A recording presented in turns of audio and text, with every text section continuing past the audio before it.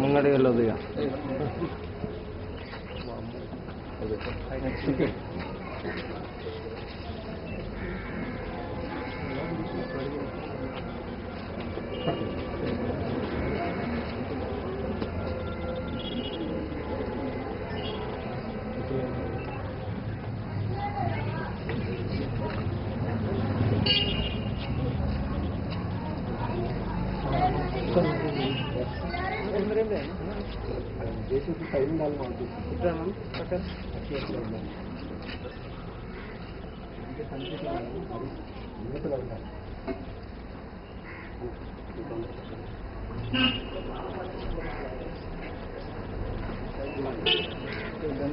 Hello sir జరగండి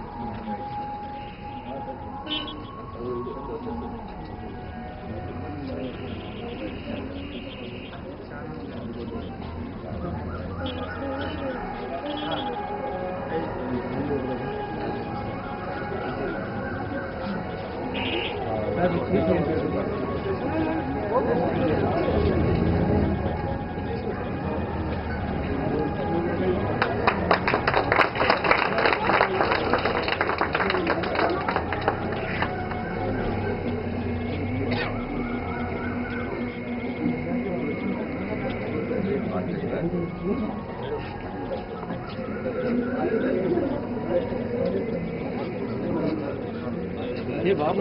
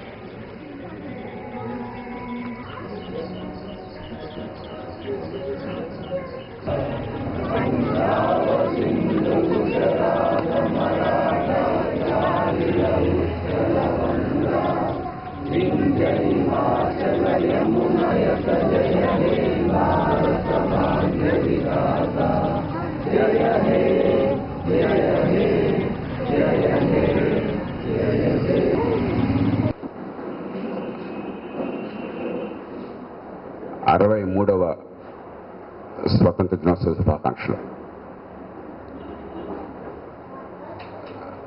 అర్ధరాత్రి 12 గంటలకు నేను గాంధీ సినిమా చూస్తూ ఉన్నాను. ఏదో ఛానల్లో వస్తున్నది.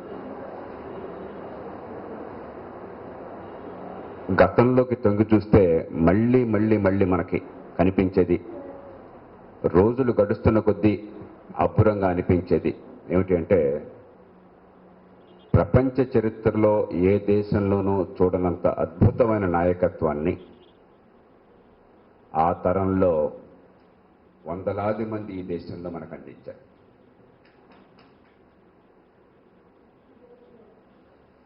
ఏ గొప్ప దేశం చరిత్ర చూసినా కూడా మీకు ఒకరో ఇద్దరు నాయకులు కనిపిస్తారు కీలకమైన దశలో. ఓ మావోసేటుం, ఓ చర్చిల్, ఓ ఎఫ్డిఆర్, ఓ స్టాలిన్.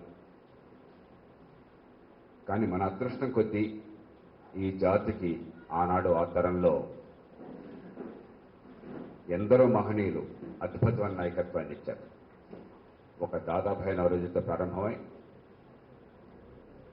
ఓ లాలా లజపత్ రాయ్, ఓ గోఖలే, ఓ తిలక్, ఓ బిపిన్ చంద్రపాల్, ఓ చిత్తరంజన్ దాస్, ఓ మోతీలాల్ నెహ్రూ, ఓ సుభాష్ చంద్రబోస్, ఓ సర్దార్ పటేల్, ఓ విఠలభాయ్ పటేల్, ఓ జవహర్లాల్ నెహ్రూ, ఒక రాజాజీ, ఒక ప్రకాశం పంతులు, ఒక బూర్గుల రామకృష్ణరావు,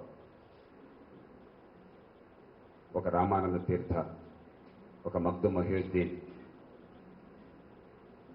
ఒక అబ్దుల్ కలాం ఆజాద్, ఓ భగత్ సింగ్, ఎందరో అద్భుతమైన నాయకత్వాన్ని, అనితర సాధ్యమైన నాయకత్వాన్ని ఒక తరం మనకు అందించింది. ఈ 62 ఏళ్లలో ఆనాడు వాళ్ళు వేసిన పునాది పుణ్యం అని చెప్పని ఈ దేశ ఐక్యతని కాపాడుకున్నాం, మన స్వేచ్ఛని నిలుపుకున్నాం. దానిలో అనుమానం లేదు. ప్రపంచంలో మరే దేశంలోనూ ఇందులో 10వ వంతు వైవిధ్యం ఉన్నా సరే, కులాలు, మతాలు, భాషలు, ప్రాంతాలు, వాటన్నిటిని అధిగమించి ఒక దేశం స్వేచ్ఛని కాపాడుకుంటూ ఐక్యంగా కొనసాగడం ఇప్పటిదాకా జరగలేదు. ఇది అసాధారణమైన విజయం.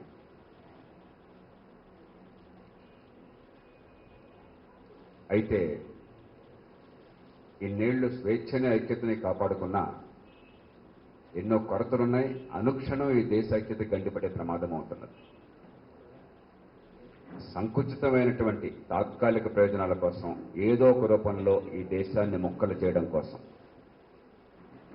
ఈ సమాజంలో అతలకుతలను సృష్టించడం కోసం నిరంతరం ప్రయత్నాలు జరుగుతున్నాయి. ఓ పక్కన 15 ఆగస్టున జాతీయ పతాకాన్ని ఎగరవేసిన, సారే జహాं से अच्छा అని పాట పాడిన, అనుక్షణం మనం చేస్తుంది ఏదో ఒక రూపంలో ఈ జాతిని ముక్కలు చేయడం కోసం ప్రయత్నాన్ని. అనుక్షణం ఒకళ్ళ ప్రయోజనానికి మరో ప్రయోజనాన్ని, రెంటికి మధ్య సంఘర్షణ మనం చూపెడుతున్నాం. జీరో సమ్ గేమ్గా ఒకళ్ళకి ఓ వర్గానికి ప్రయోజనం చేకూరితే మరో వర్గానికి నష్టం అన్న భావాన్ని కలగజేస్తున్నాం. అనుక్షణం మాత్సర్యాన్ని పెంచుతున్నాం. అధికారం కోసం జరిగేటువంటి క్రీడలో ఏదో రకంగా జనాన్ని ఆకర్షించాలి కాబట్టి నాయకత్వ పటిమ లేక, నిజమైన నాయకత్వం, సమర్థ నాయకత్వం లేక, ఒకళ్ళ మీద ద్వేషాన్ని రెచ్చగొట్టడం చాలా తేలిక కాబట్టి